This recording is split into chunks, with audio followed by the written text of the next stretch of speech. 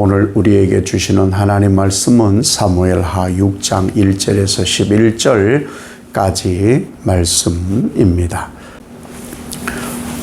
오늘도 우리는 하나님의 거룩으로 삽니다. 예수 믿는 사람은 하나님의 거룩을 덧입었거든요. 그 하나님의 거룩으로 우리가 삽니다. 그 거룩의 축복이 여러분에게 면면히 흘러가시는 한 날 되시길 예수님 이름으로 축복합니다. 이 언약궤를 메워오는 그런 내용인데, 언약궤는 그럼 언제 빼앗겼냐? 사무엘상 4장에 나오죠. 블레셋하고 이스라엘 전투 때 언약궤가 없어서 질 것 같아서 엘리의 두 아들이 언약궤 가져갔다가 빼앗기잖아요. 그게 아벡 전투입니다. 아벡 전투에서 블레셋에 빼앗겼다가 지금 다윗이 예루살렘 성으로 데려오는데 이 기간이 한 어림잡아도 70년입니다. 어림잡아도 70년. 이 기간 동안에 하나님께서 언약궤를 거기 두신 것은 하나님께서 뜻한 바 있었던 일이겠죠.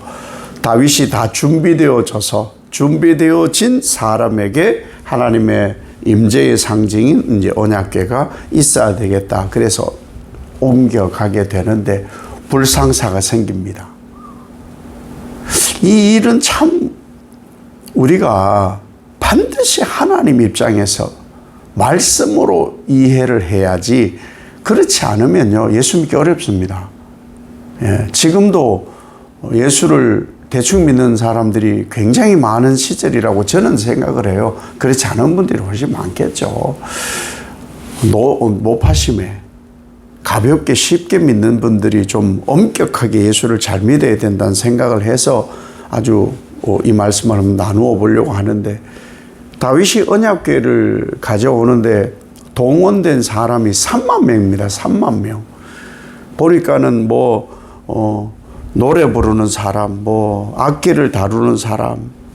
근데 이 언약궤를 옮길 때, 또 만질 때 규정을 하나님이 이미 주셨잖아요. 제사장이나 레위인이나 고핫 자손만 손대라고. 그 사무엘 상에서도 봤잖아요.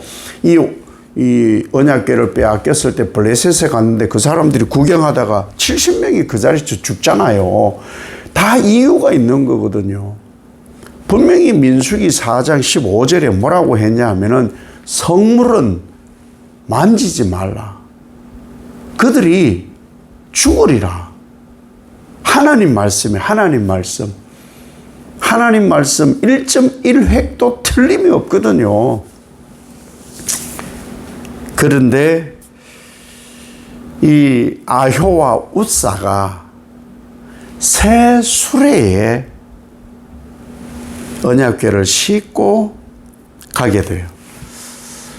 근데 한번 수레에 실은 적이 있어요. 그죠? 있어요. 수레에 싣고 여호와의 궤를 옮기게 되는데, 하필 타작마당, 나곤 타작마당에, 이 나곤이라는 단어도 막 여러 해석을 하는데 그건 새벽에까지 다 다루기 어렵고, 타작마당을 지나가는데 두 마리 이제 소, 한 결이니까 두 마리 소가 놀랬나 보죠. 펄쩍 뛰게 되니까 어떻게 되겠어요? 아니, 소가 뛰면은 실려있던 물건이든 뭐든 쏟아지겠죠. 그래서 언약궤가 넘어질까봐, 떨어질까봐 웃사가 잡았어요. 아니, 안 그렇습니까? 리어카에 끌고 가다가, 자전거 싣고 가다가 뭐가 잘못되면은 이거 쓰러지거나 자빠질까봐 잡잖아요. 이렇게 누구나 그런다니까요. 그 다음이 문제예요. 참 이상한 일이 벌어지잖아요. 웃사가 죽어요. 근데 그 웃사가 죽는 게 그냥 언약궤에 깔려 죽고 이게 아니고, 하나님이 치시니 웃사가 죽었어요. 하나님이 치시니 웃사가 죽었어요. 그래서 다윗이 베레스 웃사라, 웃사를 치다 이 말이잖아요. 다윗이 놀랐어요. 두려워요. 세상에 야 언약궤가 이렇게 무서운 거야? 라고 생각했을 수도 있고 해석은 몰라요. 이거는 왜 분노했는지는 안 나와요. 그런데 야 하나님 언약궤 이렇게 무서운 거였어? 라고 생각을 했는지 아니면 하나님을 섬기는 일에 대한 자기가 너무 몰라서 오싹까지 죽게 되고 이 치밀한 계획을 자기는 나름 세운다고 했는데 이 행사가 엉망이 되니까 그것도 분노한 건지 그건 모르겠어요. 하여지간에 다윗은 언약궤 가져오는 것을 멈춰요. 그래서 가드 사람은 누구냐면 블레셋 가드잖아요. 블레셋 사람인 이 가드 사람 오벳 에돔의 집에다가 거기에다가 맡겨두어요. 석 달을. 근데 참 희한하지 않아요? 오벳 에돔의 집이 석 달 동안 하나님의 복을 받았다. 참 어떤 사람은 만졌다고 죽어버리고 다윗은 잘한다고 하다가 두려움을 느끼고 분노하게 되고 오벳 에돔이란 사람은 얼떨결에 언약궤 맡았다가 석 달 동안 복을 받았고 이런 장면인 거예요. 자, 하나님의 일에 왜 이런 일이 벌어질까? 왜 수레에 싣고 갔죠? 왜 수레에 싣고 갔죠? 왜? 이걸 잘 알아야 되는 거예요. 사무엘 선지자가 죽은 후 이스라엘 백성들은 율법 배우는 것이 멈췄어요. 하나님 말씀을 잘 배워야 되고요. 계속 배워야 돼요. 오늘날에 그렇지 않은 나라들, 우리나라만이 아니고 전 세계에 한 25억 되는 예수 믿는 사람들이 있잖아요. 미국은 요즘 성경 공부가 너무너무 열심히 해요. 그리고 저 남미의 구역 예배, 셀 모임이 너무너무 열심히 해요. 아프리카에. 한국 교회는 너무 바빠요. 네, 너무 바빠요. 1990년대 성경 공부가 붐이 일었다가 이제 그것마저도 안 해요. 왜? 먹고 살기 너무 바빠요. 먹고 살기가. 무슨 일이 벌어지느냐? 잘 배우지도 못하고 지속적이지도 못하고 가르치는데 배울 사람들이 배울 마음이 없어요. 그래서 이런 일이 벌어지는 거예요. 그러면 어떤 일이 벌어지는지 아세요? 사무엘이 죽은 후에 하나님의 율법을 가르칠 사람도 없고 배울 사람도 없게 되니까 주변에 잘못된 영향을 받는 거예요. 블레셋을 비롯해서 주변의 나라들이 자기들 섬기는 우상을 옮길 때에 전부 수레에 실었거든요. 전부 수레에. 분명히 하나님은 제사장이나 레위인이나 고핫 자손이 메어라 이렇게 되어 있거든요. 어깨에 메어라. 근데 그 동네 주변이 전부 다가 수레에 실었고 소가 끌고 가는 그러한 문화였어요. 잘못된 것을 습득한 거예요. 그것이 심각한 문제이고 더 심각한 문제는 그렇게 되다가 보니까 무엇이 문제가 되는지 아세요?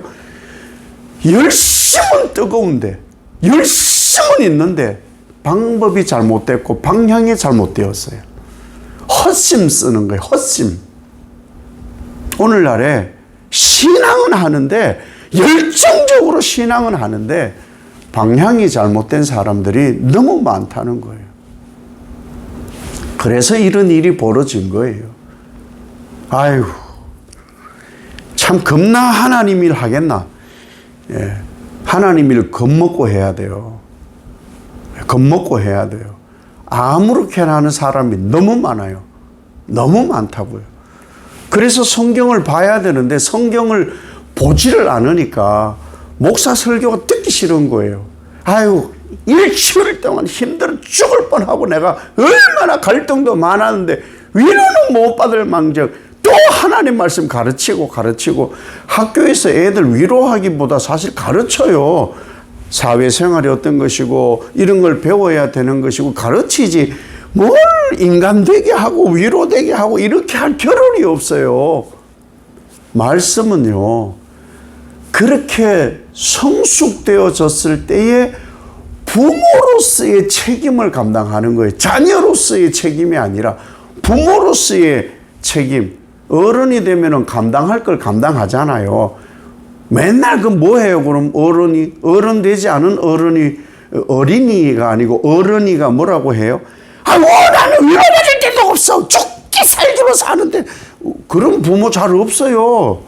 다 감내하죠. 참지요. 책임을 지고 있지요. 애들한테 내가 왜 그런지 아느냐고 맨날 싸우고 그러지 않잖아요. 근데 자꾸 신앙이 성숙질 않으니까 애가 되는 거예요. 겁먹었네. 예수 못 믿겠다고. 하나님 경외와 거룩을 몰라 그런 거예요. 우사는 왜 죽었어요? 인간적으로 생각해서 언약궤가 떨어지려고 하면은 손댈만 하잖아요. 상황상 그걸 붙잡을 수도 있는 거잖아요. 근데 이거는 인간 생각이에요. 분명히 하나님 말씀하셨잖아요. 성물을 손대지 마라. 만지지 마. 죽는다니까. 하나님 말씀을 이미 민수기에 주셨어요. 만지면 죽어 라고 말씀을 하셨어요. 가볍게 생각한 거죠. 그리고 말씀이 계속 이어져 오질 않으니까 제대로 배우질 않은 거예요. 지금 우리에게 필요한 건 뭐냐? 하나님의 거룩과 하나님 경외예요. 이 정말 중요한 거예요. 정말 중요한 거예요. 잘못된 문화, 배움이 없는 삶, 열심만 있는 종교 생활이 잘못된 방향으로 가게 하고 있다고요. 그래서 이런 불상사가 생겨나게 된 거예요. 하나님 말씀 아닌 것이 넘쳐나는 거예요. 하나님 말씀 아닌 것이 넘쳐나는 거죠. 하나님 말씀만 가르쳐도 되는데 전부 장난스러운 말씀들만 넘쳐나니까 문제인 거예요. 문제. 전쟁 때 우리나라가 예배를 다 드렸다고요? 전쟁 때 교회 불사라질러진 게 얼마나 많은데 예배를 드렸어요. 일부만 가지고 자꾸 그걸 부각을 시키는데 그렇지 않아요. 예배 못 드렸어요. 저희 부모님들 평생 예수 믿었어요. 4대째지 5대째가 이제 예수 믿고 있거든요. 120년 예수 믿었어요. 6.25 때 무슨 예배를 드려요? 저 청도 밀양까지 그 피난을 가가지고 모시모 놓고 피난 가가지고 추수할 때 피난해서 돌아왔는데 예배는 못 너무 예배를 드려요. 목사도 없고 아무도 없는데 예배 못 드렸어요. 어디 얘기, 뭐 부산만 얘기를 하는 건지 모르지만 못 드렸어요. 빨갱이들이 가만히 뒀나요? 인민군들이 다 잡아 죽였는데 그런 때도 있었어요. 코로나 감염 그것 때문에 죽은 사람, 다친 사람, 아픈 사람, 힘든 사람 얼마나 많아요. 부하만 치미는 거예요. 그게 어디에서 생겼냐고 누가 역사학자 그렇게 써놨는데 공감이 되더라고요. 동의보다. 일제시대에 하도 눌리니까 하도 눌려 살아가지고 엄한데 환풀이 하는 것이 우리 민족성이 되었다 그러더라고. 공감이 되더라고. 공감이. 마스크 쓰라면 좀 쓰고 건강을 위해서 하지 말라면 좀 하지 말고 하라면 하고 세금 내라면 내고 우리나라 세금 내라고 해가지고 목사님들 세금 다 내거든요. 그 내라면 또 내면 돼. 또 내봐야 이 한 60, 70% 이상의 목사님들은 세금도 안 내. 왜? 그 수준도 안 돼. 사례 자체가 너무 적으니까 세금 낼 수준도 안 돼. 신고하면 하는 거예요. 뭐 그 다음 생각하지 말으라고. 너무 복잡해요. 너무 복잡해. 한 가지만 생각하는 거예요. 우리는 하나님을 경외하는 모습인가 이게. 하나님의 거룩이 나타나는 모습인가.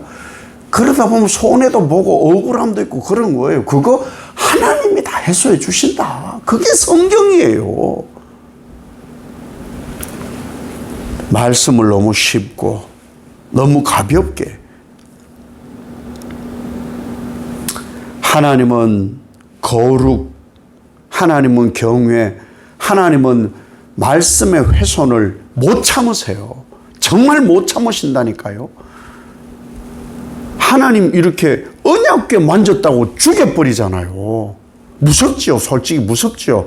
그런데요, 우리가 하도 많은 죄를 지으면서 살지만 그럼에도 살아가는 이유가 있어요.